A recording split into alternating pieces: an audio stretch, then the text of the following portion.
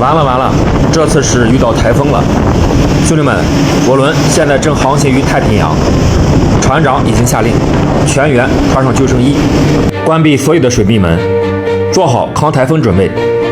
此时，我轮距离台风中心大约300多海里，这次躲是躲不过去了，只能选择硬扛。刚刚收到气象预报，晚上台风有可能会达到16级，船长刚刚已经发出了求救信号。目前水深6000米，风力13级。有许多网友问我，遇到这种情况怕不怕？我只想说一句，你习惯就好。高启强说过，风浪越大，鱼越贵。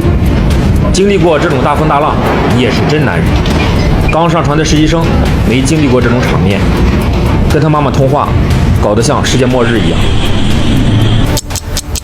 今天台风依旧还在继续，我们的船正常航速在15节左右，但是目前航速只有3节，这种情况相当于原地踏步，甚至还有可能会倒退。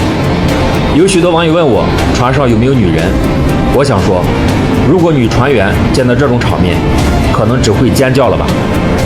其实中国女性海员发展的比较晚，外籍的女船员确实是有的。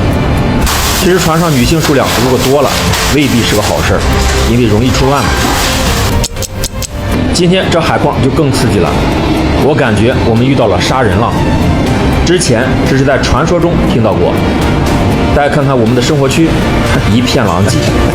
实习水手已经3天没起床了，船长已经3天没有合眼，这就是责任的差距。